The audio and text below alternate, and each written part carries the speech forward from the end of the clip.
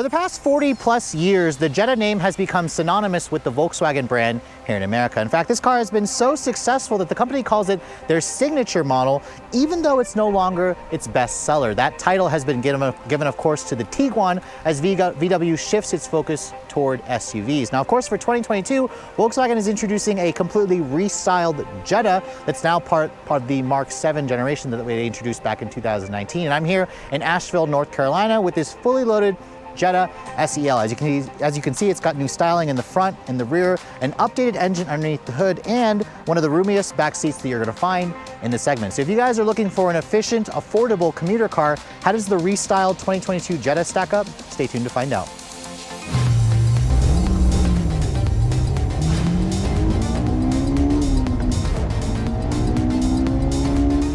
Now, because the Jetta got a new engine for 2022, I figured I'd start, of course, with what's underneath the hood. Now, there is also a high-performance Jetta GLI, which I'll actually be filming in a separate review, but for those of you who are just looking for a commuter car, this now has the upgraded 1.5-liter turbocharged direct injection four-cylinder. It's the same new engine that we find in the Volkswagen Taos, and it replaces the old, smaller 1.4-liter turbo that was in the pre-refreshed model. You get 158 horsepower now and 184 pound-feet of torque. That's roughly 11 more horsepower versus the old 1.4-liter engine. So it's a nice, healthy upgrade. We do see, of course, a lot of torque out of this small displacement turbo. Now, it all goes out through front-wheel drive, of course, and you can take your pick between either a 6-speed manual, which is the standard transmission. It's one of the rare manuals you can get in the compact sedan segment, or you can also take your pick between an 8-speed automatic, which my particular tester has. When you guys go for the manual will actually give you up to 43 miles to the gallon on the highway, which is pretty impressive.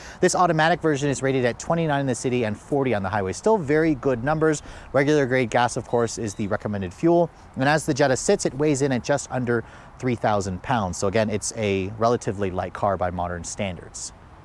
So let's talk about the updated styling for 2022. Remember, this was redesigned in 2019, so Volkswagen made some pretty small changes. The first thing you're going to notice is the grille.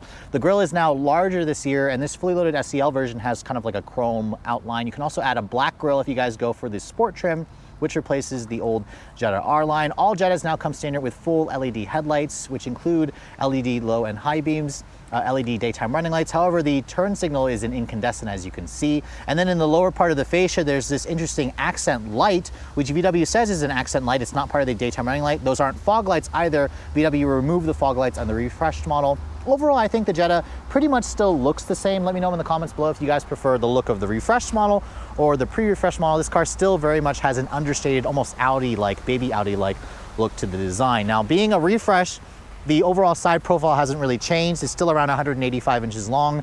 This is about 12 inches or 17 inches longer versus something like a Volkswagen Golf. It's on the longer end of the compact sedan family, and VW, of course, with the refresh gives you updated wheels, ranging from 16 all the way up to 18-inch wheels. This SEL version has a smaller 17-inch wheel wrapped in 205/55 tires. These are, of course, going to be better for ride quality and better for fuel economy. They have that signature spiral look to them, or directional look to them, which I think the wheels are a little bit plain. Personally, I would go for the sport trim as opposed to the SEL, but the SEL does give you some nice upgraded features. Now, you can see this model also has a nice panoramic style sunroof. It's not a full pano roof, but it is bigger versus just a standard size sunroof. And then coming over here to the rear, you're probably going to notice very little changes to this car. In fact, I had to squint really hard to see the design changes. I do like how VW gives you full LED taillights, very Audi-like back here, just like before they refreshed it. You have the newer Volkswagen logo with the smaller font, and then down here you can see there's a new refreshed or revised rear bumper diffuser area with kind of like this chrome outline that almost tries to make it look like it's an exhaust tip. No visible exhaust tips there, as you can see, which I'm kind of fine with that. This is just a regular Jetta. And then if you open up the trunk capacity, you can see there's about 14.1 cubic feet of space, which is huge, one of the largest trunks in the segment. And then you can see here underneath here, VW still gives you a temporary spare, so you don't have to deal with a fix-a-flat kit.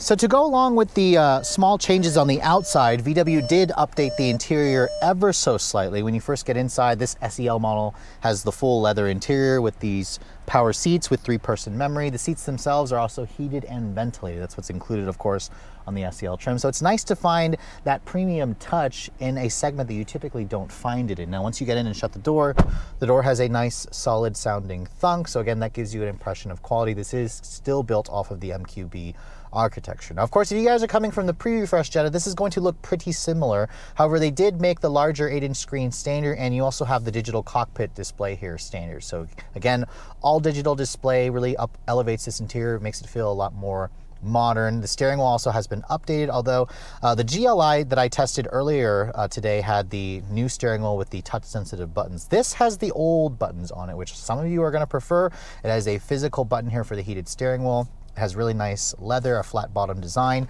The steering wheel itself also has a tilt and telescoping feature, so you can kind of get in and get a really nice, comfortable driving position. At least for me, that's what I always like about the Jetta. Now, in terms of the interior materials, you can see it's still a soft touch plastic here on this portion with that fake stitching area.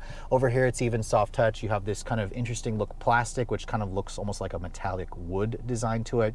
Down here, you can see it is hard touch plastic for the lower part. The overall basic design of the dash hasn't changed, along with the door panels, still a soft touch injection molded plastic. You still have the usual Volkswagen controls here, which feel pretty high quality and tactile. Lots of hard plastic here on the lower portion. And then over here, you can see wireless Apple CarPlay and Android Auto. This is the smaller 8-inch display that's different versus the new Volkswagen GTI. But you can see here, it's pretty easy to use. It's quick to respond. You have an actual physical volume knob and tuning knob, which is great. You have physical buttons for the dual zone climate control. You can see heated and ventilated seats, which VW allows you to turn both at the same time. So a lot of the physical dials here feel pretty good. You have a wireless phone charging pad down there, which is nice. You can easily fit my iPhone 12 Pro Max there. You have a USB-C charging port. Put the vehicle into reverse here. You can see there's the backup camera. No 360 camera, but surprisingly, it doesn't have trajectory, which actually shocks me how it doesn't have that. It may also just be turned off. The resolution isn't quite as good as the new Golf that I just got out of, so that's something to keep in mind.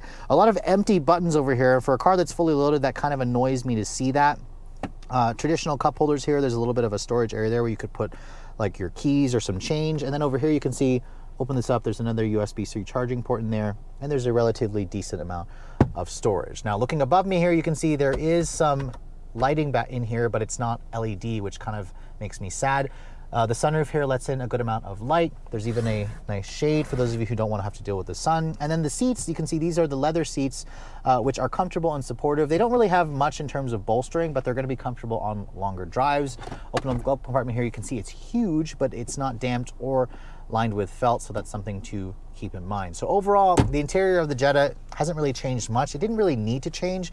Still not class-leading in terms of materials, but offers good room, good tech. I think a lot of people for the price point are going to be pretty happy with this car as a commuter. Now, one of the perks about the Jetta is it has one of the larger back seats in this segment at around 37.5 inches of legroom. This has almost mid-sized cars levels of space back here. So at 5'7", I can kind of get comfortable pretty well.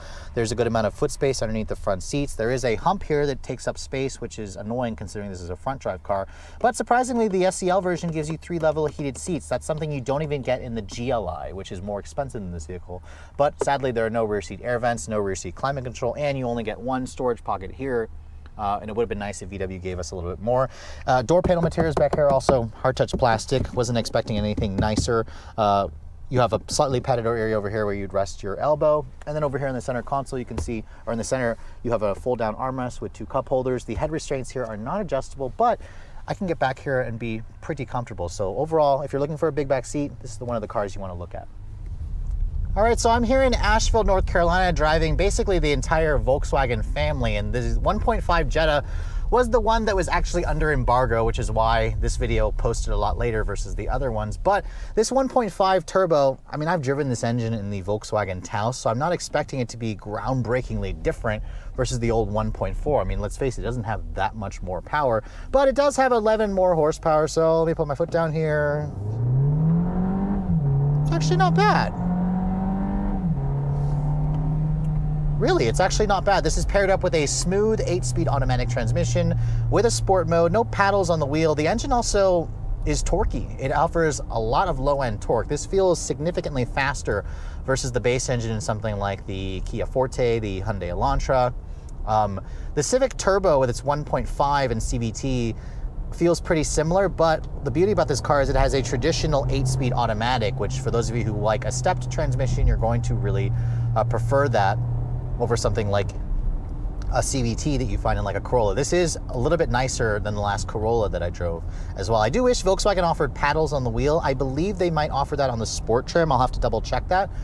But as a regular commuter car, I'll just put the transmission into its sport or its normal setting. We'll put the drive mode here into normal. This is how most people are going to drive a Jetta anyways. It's a commuter car. It's no frills, it's efficient, it's comfortable. The ride quality is very good.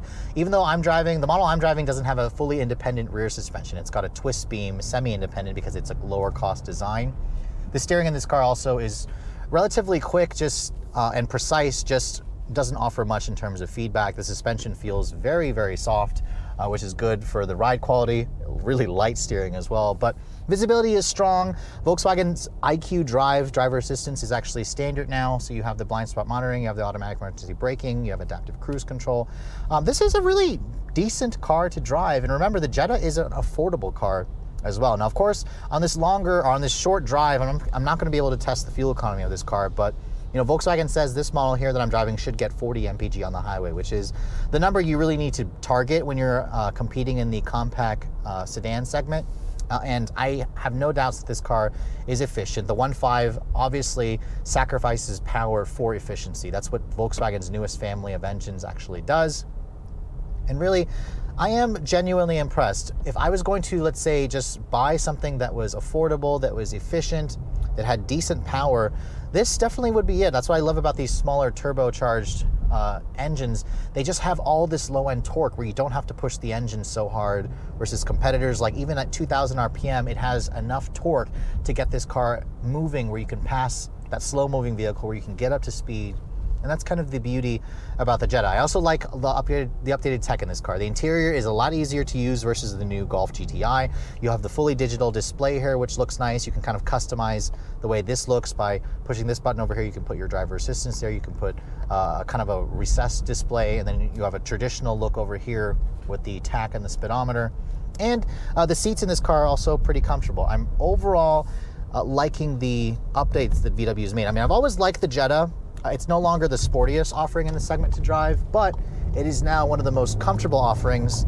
And with this new powertrain, although there's that Golf R getting away from me, this car's a little bit sluggish there.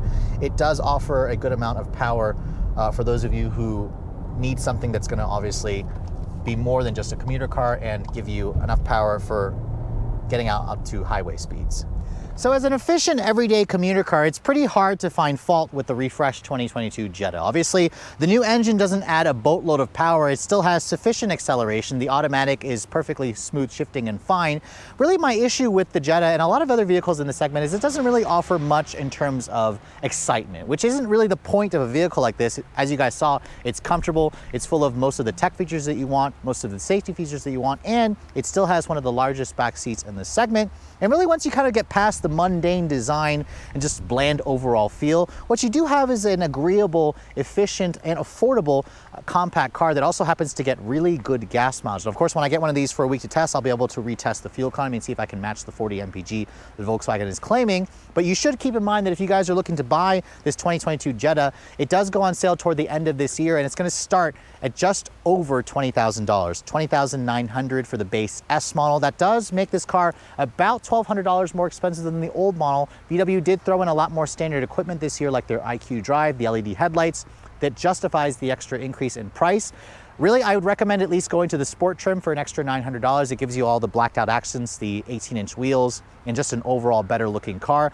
The SE model is going to be right around $24,000, and this fully loaded SEL version is going to start at around $27,000 and gives you all the luxury features on the inside. My tester here, of course, with Destination is right around 29 grand, and that makes the Jetta a pretty enticing deal. It's a little bit less expensive than most of its main rivals, although some of you may argue that other rivals may be a tad more exciting and also a tad more powerful. But if you find this car to be boring, Volkswagen also offers the Jetta GLI for roughly $1,000 more than this, and you get significantly more power, a lot more fun, and a just sportier look on the outside. But with all that said, I hope you guys have enjoyed my full overview on the 2022 Volkswagen Jetta with the new 1.5 liter turbo engine. If you're also looking to see the latest cars I'm testing, be sure to follow me on Instagram at redline_reviews, like us on Facebook, and as always guys, please keep subscribing to the Redline Reviews YouTube channel for all the latest reviews. Thank you so much for watching. I'll catch you all in the next video.